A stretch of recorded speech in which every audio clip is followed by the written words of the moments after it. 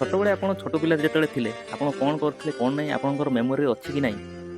এই ଭିଡ଼ିଓଟା ଦେଖିଲା ପରେ ଆପଣ ନିଶ୍ଚିତ ଭିଡ଼ିଓକୁ ଲାଇକ୍ କରିବେ ଯେ ଛୋଟବେଳର କଥା ଆପଣଙ୍କୁ ନିଶ୍ଚିତ ମନେ ପକାଇଦେବ এই ଭିଡ଼ିଓଟି ଦେଖିଲା ପରେ। ଚାଲନ୍ତୁ ଏବେ ଭିଡ଼ିଓଟିକୁ ଦେଖିବା। ଭାଇ ଭାଇ ମତେ ଗୋଟେ ଦିଅ। ଯାବେ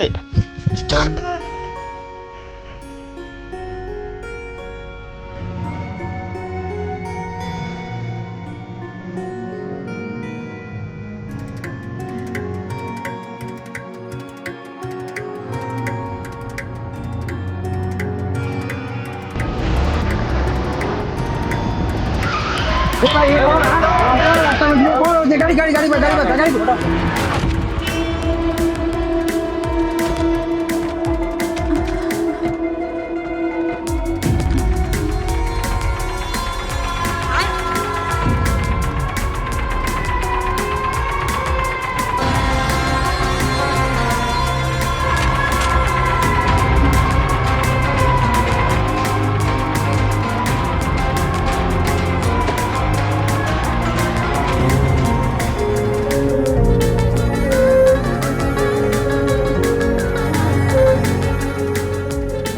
ଘରେ ଦି ଦିନର ଝଗଡ଼ା ଆଉ ବାପାଙ୍କଠୁ କେତେ ମାଡ଼ ଗାଳି ଖାଇଲା ପରେ ଯାଇ ମୋତେ 20 ଟଙ୍କା ବାଣ ପାଇଁ ମିଳିଥିଲା।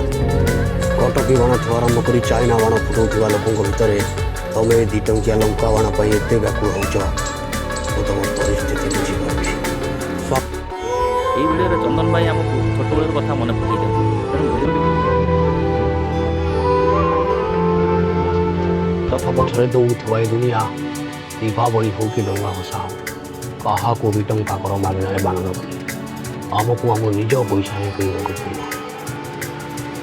ଏ ଶଳାଙ୍କ କଥା ଛାଡ଼, ବାଣ ଫୁଟା ଖୁସି ବର୍ଷକୁ କେବଳ ଥରେ ଆସେ।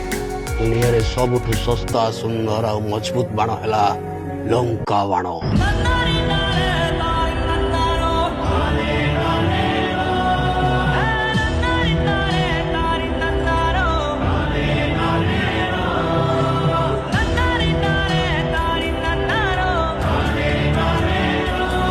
哎呦我的妈！